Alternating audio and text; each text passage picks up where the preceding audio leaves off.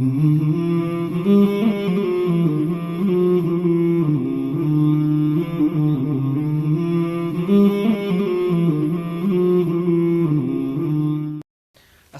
warahmatullahi wabarakatuh. Bismillah, salatu wassalamu ala rasulillah amma ba'd. Apa kabar para pemirsa Umat TV? Senang sekali pada kesempatan hari ini saya Afwan Muru kembali menjumpai Anda dalam program Sehat ala Rasulullah. Dan pada kesempatan hari ini kami akan membahas sebuah pembahasan yang sangat menarik, yaitu mengenai sunnah-sunnah fitrah. Dan bagi para pemirsa yang ingin bergabung bersama kami, silakan di 082347173333. Dan seperti biasa telah hadir narasumber kita yang senantiasa menemani kita di setiap hari Sabtu ini, yaitu Dr. Agus Rahmadiah. Assalamualaikum, Dok. Waalaikumsalam. Gimana kabar hari ini? Alhamdulillah. Ya, cukup lama ya, Dok, ya kita nggak live ya, baru ketemu lagi hari ini. Alhamdulillah. Baik, dan pada kesempatan hari ini kita akan membahas mengenai tema kita ini, Dok, yaitu sunnah-sunnah fitrah ya, Dok, ya? Betul. Baik, dan para pemirsa Umat TV, bagi Anda juga yang ingin mengirimkan SMS, boleh langsung ke 082347173333. Jangan lupa untuk mencantumkan nama serta asal daerah Anda. Baik, Dok, sunnah-sunnah fitrah ini sebenarnya, Dok, apa yang perlu kita perhatikan sebagai seorang muslim, Dok? Baik. Bismillahirrahmanirrahim. Assalamualaikum warahmatullahi wabarakatuh. Waalaikumsalam warahmatullahi wabarakatuh. Pemirsa Umat TV yang dirahmati oleh Allah. Jadi saya tertarik sekali dengan hadis ini. Jadi sunnah fitrah itu ada 5 ya. Yang pertama khitan gitu ya. Kemudian yang kedua mencukur bulu kemaluan. Yang ketiga mencabut bulu ketiak. Yang keempat memotong kuku. Dan yang kelima memendekkan kumis gitu ya. Dari sisi kesehatan ini sangat luar biasa. Cuman mungkin bagi muslim kadang-kadang lupa dengan sunnah fitrah ini gitu ya. Kita coba kaji satu persatu. Khitan kita coba kaji. Ternyata khitan sudah dikenal oleh masyarakat bisa mengobati dan mencegah banyak penyakit. Salah satunya adalah infeksi saluran kemih. Maka itu kenapa kalau orang zaman dulu anak tuh kalau belum disunat nggak gemuk-gemuk katanya begitu. Ternyata secara teoritis masuk akal. Jadi ketika ujungnya masih tersumbat gitu ya, sehingga cairan ini tidak bisa keluar, kadang-kadang infeksi berulang. Seringnya infeksi berulang akan merangsang sitokin, sitokin akan menyebabkan rangsangan grelin dan sebagainya. Ini jalurnya cukup panjang yang menyebabkan dia nafsu makan menurun. Maka itu benar juga itu orang zaman dulu sunat menambah nafsu makan gitu ya. Terus selain itu juga mencegah timbulnya kanker karena ada smegma. Jadi di kemaluan terus ada ujungnya menciut, itu kalau ditarik ke atas akan keluar putih-putih. Nah, putih-putih ini kalau tidak dibuang itu bisa menyebabkan resiko timbulnya kanker. Maka itu kenapa khitan ini sangat luar biasa. Maka itu Islam mengajarkan sesuatu yang luar biasa. Dan juga bisa mencegah dari tersumbatnya aliran. Sering sekali pada anak kecil itu ketika kencing dia gembung gitu ya. Terus kecil lagi. Nah, ini berarti tersumbat. Maka itu sunat sedini mungkin sangat direkomendasikan. Cuman yang ketika dia sudah mulai kooperatif. Kalau masih terlalu kecil juga kadang-kadang berontak kan. Jadi ketika sudah mulai kooperatif itu khitan dan disunahkan dalam dan diwajibkan dalam agama Islam gitu ya. Nah, ini suatu hal yang sangat luar biasa. Ini yang pertama. Yang kedua, memotong bulu kemaluan, mencabut bulu ketiak. Jangan dibalik nih ya. Mencabut bulu kemaluan, memotong bulu ketiak, sakit ini ya. Ada manfaatnya. Jadi yang pertama, yang kedua tadi, memotong bulu kemaluan. Ternyata secara teoritis ada sejenis parasit namanya Sarcoptes cabeyi. Sarcoptes cabeyi ini adalah sejenis parasit yang sering sekali senang menghinggap atau berdiam atau berkembang biak di daerah yang banyak bulunya. Sehingga parasit ini ketika jumlahnya banyak akan menyebabkan infeksi atau kerusakan pada jaringan di sekitar kemaluan. Apalagi mohon maaf wanita. Wanita itu daerahnya sangat lembab sekali. Kemudian bulunya cukup lebat misalnya, itu bisa menyebabkan parasit ini cukup berkembang cukup cepat. Maka itu tidak heran kadang-kadang wanita sering keputihan berulang-ulang gitu ya. Kita curiga jamur, kita curiga bakteri, malah ternyata penyebabnya parasit. Ya, nah ini salah satunya. Jadi maka itu disunahkan untuk dicukur. Ada beberapa hadis yang mensunahkan setiap 40 hari sekali gitu ya. Itu gambarannya. Jadi mencegah tumbuhnya parasit Sarcoptes KBI yang merupakan parasit yang menyebabkan infeksi pada daerah kemaluan pada wanita. Terus kemudian mencabut bulu ketiak. Sebenarnya banyak orang khawatir, jangan-jangan kalau dicabut bikin kanker, bikin tumor. Padahal hadisnya jelas bahwa disunahkan itu dicabut. Kita tahu bahwa bau badan jadi permasalahan, ya. Maka itu ada sebuah produk yang omsetnya miliaran gara-gara bau badan, ya. Jadi cukup pakai ini gitu ya. Tapi ternyata dalam Islam sudah disunahkan untuk mencabut bulu ketiak. Karena ternyata ketika bulu ketiak dicabut, maka kelenjar minyak dan kelenjar keringat menjadi rusak. Sehingga dia tidak menyebabkan mengeluarkan minyak dan keringat berlebihan. Jadi metode dalam Islam ini sangat luar biasa, dicabut.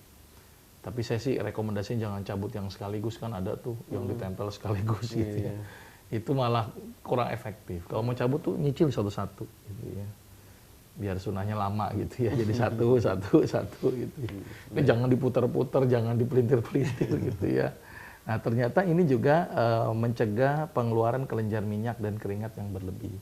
Seperti kita ketahui bahwa zat yang mencegah keluarnya kelenjar keringat atau minyak itu kan umumnya mengandung tawas umumnya. Nah, seperti kita ketahui bahwa tawas itu menutup daerah ketiak sehingga dia tidak bisa keluar itu kelenjar minyak dan keringatnya, sehingga terjadi stagnasi. Jadi tinggal di dalam. Maka itu tidak heran banyak sekali orang yang menderita penyakit limfadenitis. Apa itu? Pembesaran kelenjar limfe. Akibat kelenjar minyak, keringat nggak keluar, tinggal cairan banyak di situ, timbul infeksi.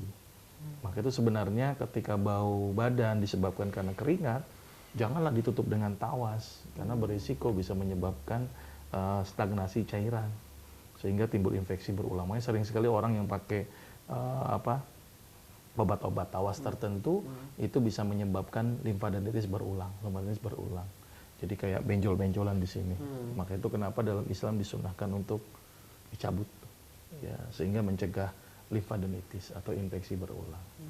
Itu yang ketiga. Jadi sunnah luar biasa ini. Yang keempat adalah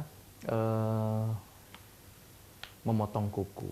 Ya, ini sudah umum lah ya. Udah tahu lah bahwa kuku sebagai sumber permasalahan ya. Permasalahan bagi apalagi orang yang makan pakai tangan itu kan. Nah, ini juga beresiko. Dan ini sudah paham semuanya. Terus apalagi ada sejenis kuman yang memang sangat senang di daerah-daerah kuku gitu ya. Jadi disunahkan memotong kuku setiap Jumat pagi. Dalam beberapa hadis disebutkan setiap Jumat pagi gitu ya. Terus kemudian yang terakhir adalah memendekkan kumis. Jadi yang panjang-panjang tolong dipendekin, jangan diputer-puter gitu ya. Karena ternyata kebetulan saya ada kasus pasien ini orang bilang melambai-lambai ya, jadi setengah-setengah gitu kali ya. Dia pengen nikah nggak pede gitu ya. Akhirnya saya coba cara ini, coba deh kumisnya kan nggak tumbuh dia, yaudah nggak usah diapa-apain, tapi tumbuhkan jenggotnya, saya bilang. Jenggotnya dipanjang, ini saya kebetulan nggak panjang ya, belum panjang. Coba panjangin gitu ya. Kemudian ngaca setiap hari. Datang ke saya setelah 1 bulan gitu ya. Jadi dikasih krok-krokin terus biar tumbuh, akhirnya dia tumbuh. Terus kemudian datang ke saya, ternyata PD-nya udah mulai nambah. Wah, saya ternyata merasa laki-laki. Ya. Jadi jenggot itu identitas laki-laki ternyata. Karena perempuan nggak ada yang jenggotan. Ya. Maka itu bencong nggak ada yang jenggotan itu. Karena identitas laki-laki sangat luar biasa. Hubungannya mungkin pengaruh jenggot ketika mengaca, mungkin hubungannya ini belum diteliti ya. Hubungannya dengan jenggot dan pengaruh hormon testosteron saya belum tahu. Karena yang membedakan laki-laki dan perempuan adalah jenggot. Kalau kumis, perempuan ada yang kumisnya juga tumbuh, tapi perempuan yang jenggotnya tumbuh kelainan. Gitu ya. Nah, artinya ini memberikan efek psikologi bahwa sangat luar biasa jenggot ini, gitu ya. Maka itu disunahkan di dalam Islam, gitu ya. Kayak Mas Afwan ini, wah luar biasa gitu ya. Baik, iya. Ya, artinya itu gambaran sedikit Mas Afwan. Baik, kita sudah membahas 5 sunnah fitrah ini dok ya. Yang pertama adalah tadi khitan, kemudian mencukur bulu kemaluan, mencabut bulu ketiak, memotong kuku dan memendekkan kumis. Dan mungkin dari kita ini dok banyak yang belum mengetahui nih dok ya tentang faedah memelihara sunnah-sunnah fitrah ini. Iya, betul. Baik, untuknya itu para pemirsa yang ingin bergabung bersama kami silakan di 08234717333 atau bagi Anda yang mengirimkan pesan via SMS silakan di 08234717333 juga. Tapi jangan lupa untuk mencantumkan nama serta asal daerah Anda. Kita break sejenak dulu dok dan kami akan segera kembali setelah jeda berikut. Tetaplah bersama kami di Sehat ala Rasulullah. Kembali lagi bersama kami di program Sehat ala Rasulullah dan masih bersama saya Ahwan Muru dan dokter kita Dr. Agus Rahmadi. Dan tema kita pada kesempatan hari ini adalah sunnah-sunnah fitrah. Bagi Anda yang ingin bergabung bersama kami silakan di 08234717333. Baik, kita tadi sudah dibahas oleh dokter mengenai yang dari hadis yang diriwayatkan oleh Abu Hurairah ya dok ya, yang di hadis riwayat dari Bukhari Muslim yang dari sahabat Abu Hurairah radhiyallahu anhu. Dan tadi sudah dibahas tentang khitan, kemudian mencukur bulu kemaluan, kemudian juga mencabut bulu ketiak, memotong kuku dan memendekkan kumis. Nah, hubungannya ini dok dengan kesehatan kira-kira tadi sudah dibahas sedikit juga ya dok. Kira-kira ada lagi nggak dok yang Iya, jadi kesehatan? Memang sunnah fitrah ini sangat luar biasa ya. Ketika kita melakukan itu maka itu adalah bentuk upaya preventif atau pencegahan. Bahkan juga bisa ke upaya kuratif gitu ya. Ada beberapa kasus yang saya obati tadi, contoh yang orang pengen nikah bagus dengan jenggot. Terus kemudian ada juga beberapa kasus seperti keputihan berulang pada wanita yang ternyata tidak ada diagnosis jamur, tidak ada diagnosis bakteri, ternyata penyebabnya Sarcoptes cabeyi, sejenis parasit yang menginfeksi itu. Jadi banyak sekali kasus sebenarnya, termasuk bulu ketiak. Saya pernah mencoba orang yang punya penyakit limfadenitis, itu dengan dicabut ternyata juga berkurang infeksinya. Kira-kira seperti itu Mas. Baik, ya. Ini sudah ada penelpon yang bergabung, kita angkat terlebih dahulu ya. Assalamualaikum. Waalaikumsalam. Iya, dengan Bapak siapa di mana Pak? Dengan Bapak Arya di Palembang. Pak Arya di mana Pak? Bapak Ari di Palembang. Di Palembang. Silakan Pak Ari pertanyaannya. Ya, kami permasalahan itu karena kalau motong kuku di hari Selasa itu bisa berpendek umur, itu salah satunya. Yang kedua itu saya pernah permasalahan itu keluar itu hubungan intim apa ada pengaruh dari motong bulu wanita. Baik. Tadi mengenai memotong kuku di hari Selasa ya Pak Ari ya? Makasih Pak ya. Iya, baik, terima kasih Pak Ari. Waalaikumsalam warahmatullahi wabarakatuh. Baik, pertanyaan Pak Ari tadi ada mitos ini kalau memotong kuku di hari Selasa katanya memperpendek umur ini dok. Kemudian yang kedua tadi ada keluar cairan itu, apakah bulu kemal tidak mencukur bulu kemaluan itu mempengaruhi juga dok? Sering keluar cairan. Cairan di mana, di wanita? Kemaluannya untuk laki-laki. Iya, jadi begini. Saya sih belum menemukan hadis yang hari Selasa memendekkan umur motong. Yang pernah saya baca itu adalah motong kuku itu disunnahkan sebelum sholat Jumat. Ya, jadi diusahakan tuh pagi atau menjelang sholat Jumat itu ya. Karena itu untuk membersihkan semua tubuh kita sebelum sholat Jumat itu ya. Jadi kalau setiap Selasa memendekkan umur, saya belum ketemu hadisnya Pak ya. Jadi sudah diabaikan saja gitu ya. Ya. Terus masalah keluar cairan, misalnya pada wanita atau pada laki-laki tadi? Mungkin bisa dibahas dua-duanya ya. Baik. Tadi keluar cairan keputihan pada wanita, itu ada yang keputihan fisiologis, ada keputihan yang patologis. Kalau keputihan yang fisiologis itu normal, misalnya cairannya tidak berwarna coklat, ya, tidak gatel, terus kemudian tidak berbau, itu masih aman. Biasanya disebabkan karena kelelahan, stres, menjelang ovulasi, habis haid, olahragawan, itu keluar tuh cairan dalam jumlah yang banyak. Jadi ada yang namanya fisiologis, tapi ada juga yang namanya patologis. Kelainan yang disebabkan karena faktor tertentu, misalnya keputihannya berwarna hijau, ya berarti sudah ada infeksi ini.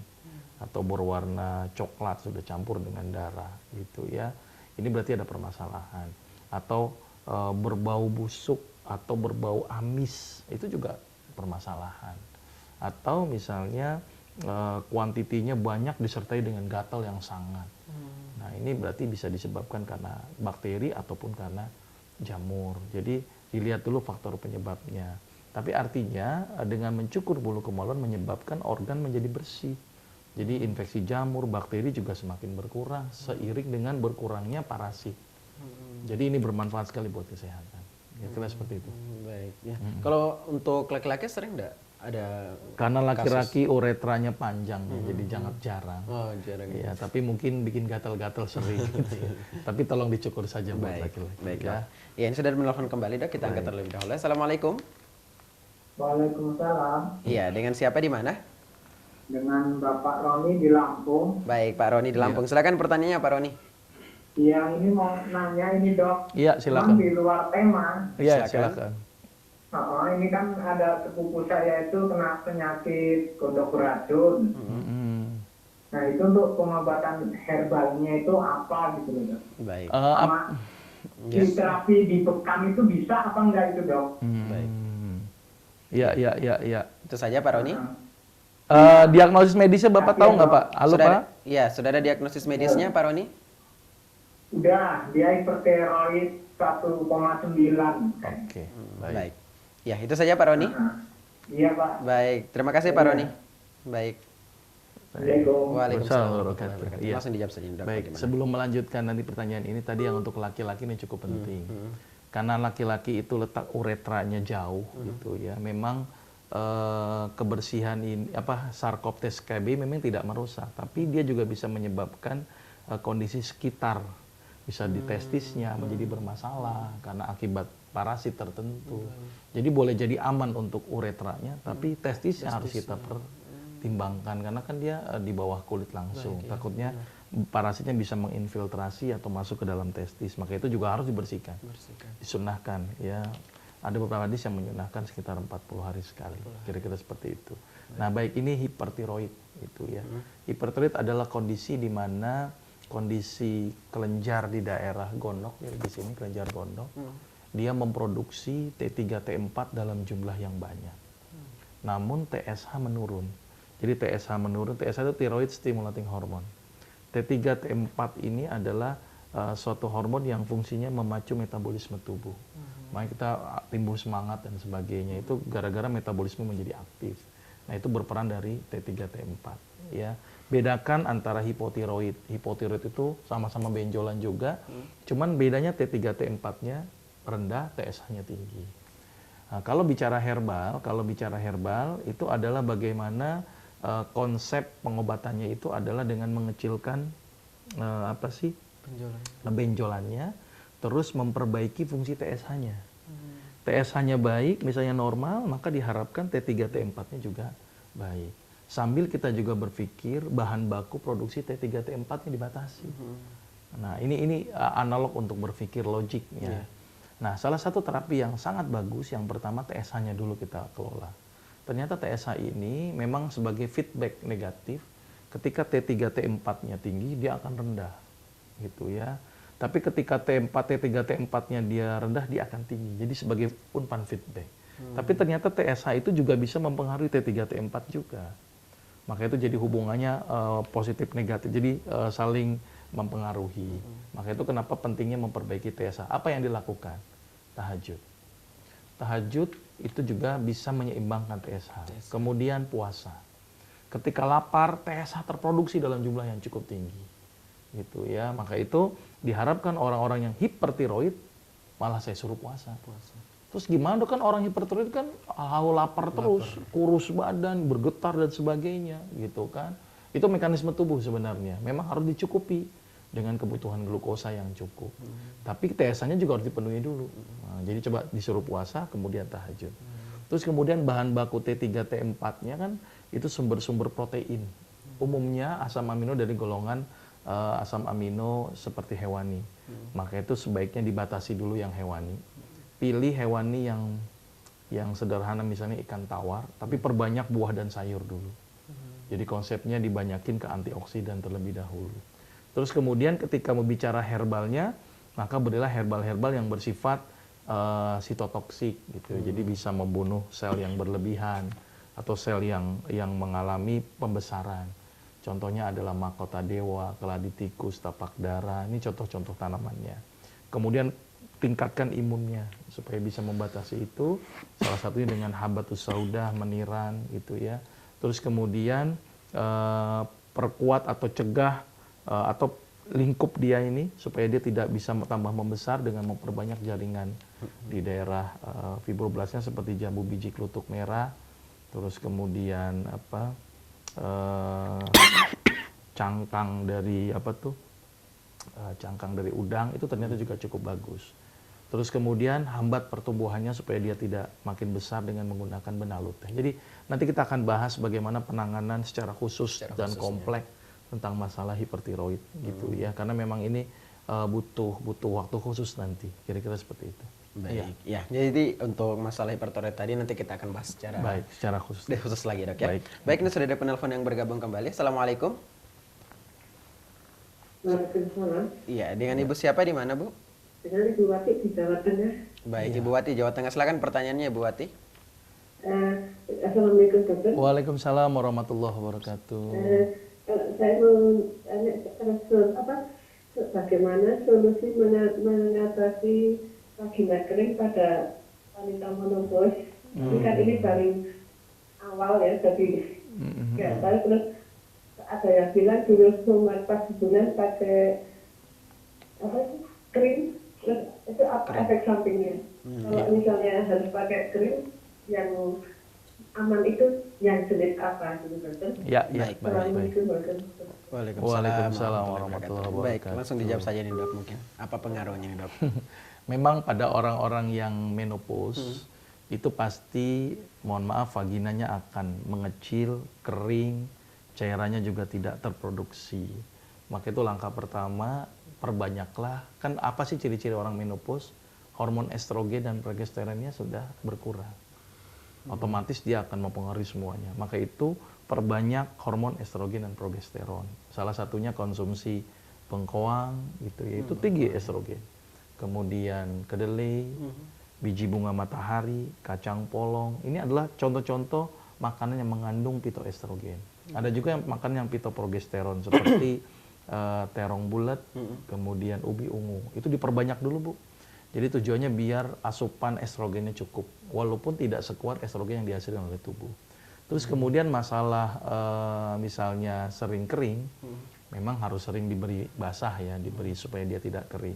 Tapi ada pelumas yang alami, misalnya seperti minyak zaitun, ya, atau minyak kelapa yang ibu bisa bikin sendiri, gitu ya. Kita sebut namanya VCO, gitu ya, atau ibu bisa bikin sendiri, ya, atau golongan-golongan seperti seperti minyak yang lainnya lagi, misalnya boleh minyak yang aman, misalnya minyak minyak kelapa, ya, minyak tadi zaitun, terus kemudian minyak yang kombinasi dengan beberapa tanaman herbal, itu silakan. Tapi jangan yang mengandung sirih, sirih nanti tambah kering lagi gitu ya. Nah ini gambarannya, Bu. Mudah-mudahan tidak masalah sebenarnya. Memang itu efek daripada kondisi-kondisi menopause. Tapi saya menyarankan dengan minyak zaitun saja, sudah bikin lembut. Sudah cukup ya? Gitu ya. Baik, ya. Silakan bagi Anda yang ingin bergabung kembali, silakan di 0823471733333. Dan pembahasan kita pada kesempatan hari ini cukup menarik, yaitu sunnah-sunnah fitrah. Baik, ini sudah yang bergabung kembali, Dok. Kita angkat terlebih dahulu. Iya. Assalamualaikum.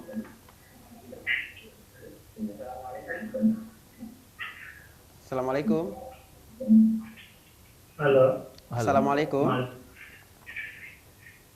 Halo. Halo, assalamualaikum. Ya, bisa dicoba kembali di 0823471733333. Baik, ini sudah menelpon kembali. Assalamualaikum. Assalamualaikum. Waalaikumsalam warahmatullahi wabarakatuh. Dengan Ibu siapa di mana, Bu? Dengan Ibu Lukman di Bandar Lampung. Ibu Lukman di Bandar Lampung. Silakan pertanyaannya. Iya, saya mau nanya, Dok. Iya. Ini di luar tema tapi, Dok. Iya, silakan. Masalah ini, Dok. Di sini banyak banget kasus yang ibu melahirkan.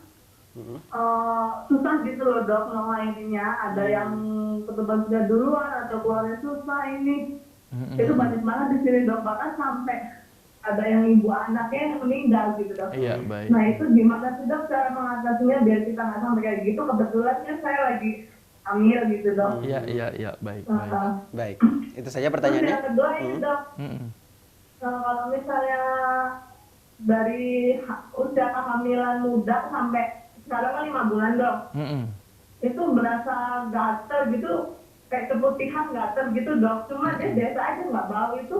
Mm-mm. Baik. Mm-mm. Padahal kemarin udah disunah itu dok, fitrah itu dipotong itu. Kenapa itu ya dok ya? Iya, Baik, baik, baik, baik. Itu Cara saja. mengatasinya gimana? Baik, Baik, baik. ya. Itu saja Terima pertanyaannya. kasih dok. Terima kasih kembali. Assalamualaikum. Waalaikumsalam warahmatullahi wabarakatuh. Baik, ini langsung dijawab saja dok. Ini Iya, memang. kasus yang susah melahirkan ini dok. Iya. Sebenarnya sudah dikisahkan di dalam Al-Qur'an, surat Maryam ya. Kisah Maryam itu ya dok ya. Iya, kisah Maryam gimana Maryam ingin melahirkan Nabi Isa. Tanpa ada bidan, tanpa ada dokter, di bawah pohon kurma. Coba bayangin, coba. Ternyata Allah memerintahkan suruh makan rutop, kurma yang cuma digoyang aja jatuh gitu ya. Kemudian dimakan oleh si Maryam gitu ya. Dan ternyata lahirlah Nabi Isa. Berarti kesimpulannya adalah kurma itu ternyata sangat bagus karena mengandung senyawa yang mirip oksitosin. Mirip cara kerja dengan oksitosin yang akan merangsang kontraksi rahim. Maka itu sebaiknya makan kurma ketika menjelang lahiran. Jangan bulan pertama, bulan kedua makan, takutnya kontraksi gitu ya. Itu yang dikhawatirkan. Walaupun sebenarnya dengan dosis kecil tidak masalah. Tapi ketika dosis besar itu ternyata bikin kontraksi. Kebetulan saya juga neliti dengan mahasiswa saya di salah satu rumah sakit. Ternyata begitu. Bagus sekali. Ibu-ibu yang sebelum melahirkan disuruh makan kurma. Karena ternyata kurma mampu membuat kontraksi. Terus kemudian perbanyak sujud. Ketika sudah hamil-hamil tua itu ya, banyakin sujud supaya kepala bisa lebih masuk ke daerah panggul. Salah satu bentuk gerakan senam hamil itu adalah sujud salah satunya. Gitu ya. Jadi itu bisa dilakukan. Terus kalau udah mau dekat kelahiran ya banyaklah berjalan gitu ya supaya bisa mempercepat proses kontraksi. Dan yang paling penting jangan stres dulu. Jangan stres. Nah, kalau stresnya ya selebihnya berdoa sama Allah karena Allah yang menyembuhkan, Allah yang memudahkan, Allah yang mengatur semuanya. Jadi mintalah kepada Allah gitu ya. Terus kemudian masalah yang tadi ketika timbul gatal ya. Gatal jangan disalah persepsikan itu jamur belum tentu gitu ya. Banyak juga gatal yang karena faktor penyebab lain gitu ya. Misalnya habis dicukur kadang-kadang gatal gitu ya. Maka itu kita harus melihat dulu gatal penyebabnya apa. Selama tadi keputihannya tidak berwarna, tidak berbau, tidak gatal yang sangat, ibu nggak usah khawatir gitu ya. Mudah-mudahan itu pun hanya gatal fisiologis karena mungkin lembab saja, atau mungkin habis dicukur jadi timbul gatal gitu ya. Selama tidak ada jenis-jenis tadi keputihannya.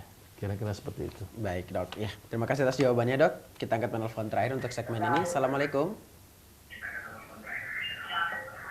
Waalaikumsalam Ustaz. Iya, dengan Bapak siapa di mana Pak? Ini deh, Ustaz di Aceh. Dari siapa, mohon maaf? Arif di Aceh. Pak Arif di Iya. Aceh. Silakan pertanyaannya Pak Arif. Begini Ustaz.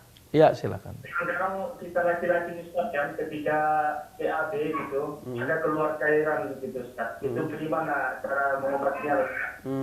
Cairan pada Cairannya apa, Pak? Hah? Cairan pada kotoran apa pada Kelamin. kencingnya, Pak? Kata kemaluan Ustaz. Ada kemaluan ya. Warnanya, Pak? Warna encer gitu Ustaz. Warnanya? Warna Putih ya. baik. Oke. Itu saja Pak Arif. kita lihat Ustaz. Baik, terima Baik, kasih Pak Arif. Assalamualaikum. Waalaikumsalam warahmatullahi Assalamualaikum wabarakatuh. wabarakatuh. Baik, ini bagaimana ini dok? Iya, ini harus dicari tahu dulu ya. Warna keluar cairan Pada putih satu itu BAB. apakah lekore? Lekore itu sel darah putih yang keluar. Apakah prostat kan juga mengeluarkan cairan? Apakah mungkin sperma? Kita tidak tahu. Makanya harus dilakukan pemeriksaan terlebih dahulu. Tapi artinya ini sering kejadian pada orang-orang yang masih muda baru mimpi basah gitu ya.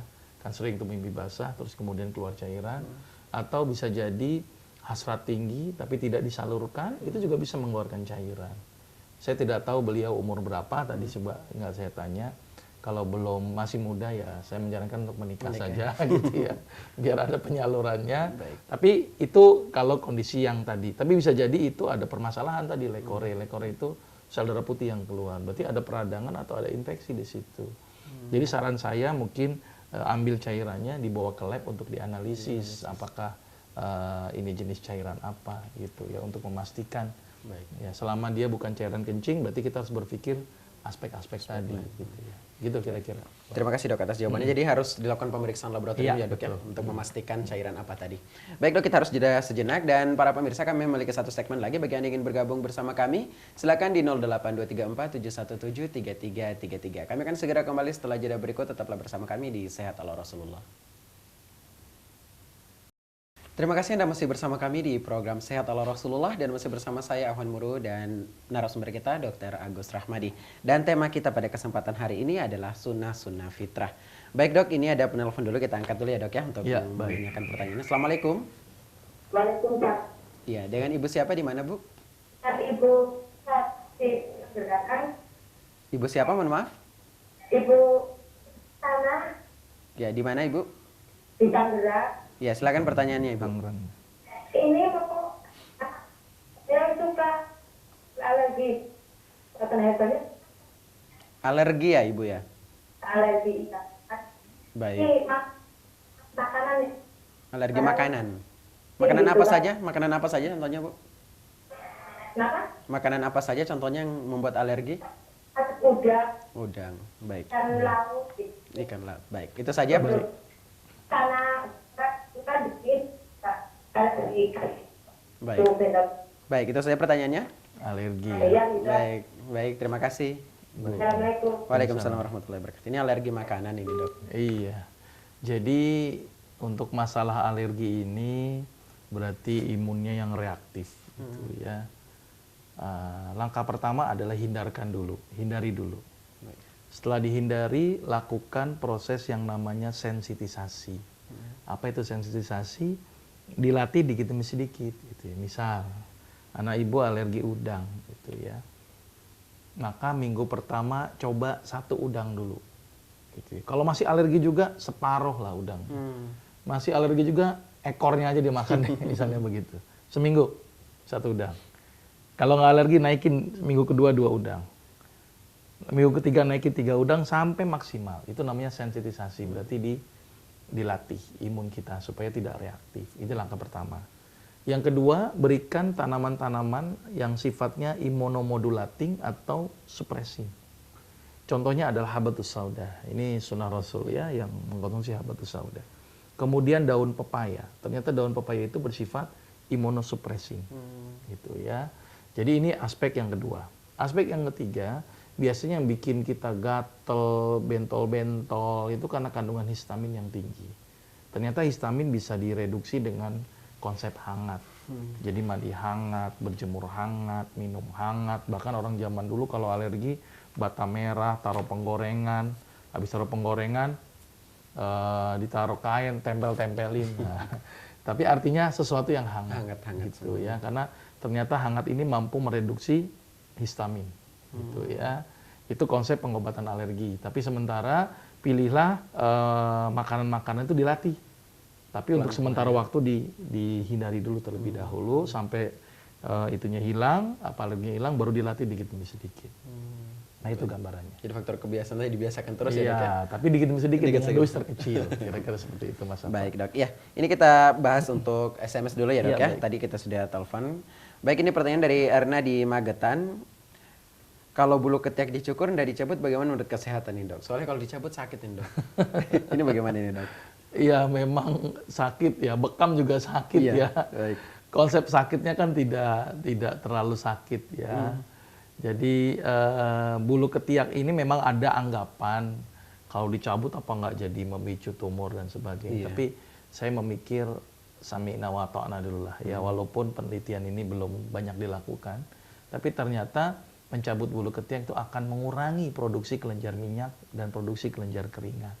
Jadi ini sunnah yang sangat luar biasa gitu ya. Apalagi kalau sakit ya jangan sekaligus banyak gitu ya. Tadi saya Pelan-pelan bilang nyicil sehari 1, nyicil sehari 1. Jadi diharapkan tidak terlalu sakit yang terus-terusan. Memang cukup sakit memang. Tapi daripada mencabut bulu kemaluan lebih sakit lagi gitu ya. Maka itu dicukur kalau bulu kemaluan tapi ini dicabut. Gitu ya. Artinya memang biar kelenjar minyak dan keringatnya tidak diproduksi karena dia rusak ketika diproses pencabutan.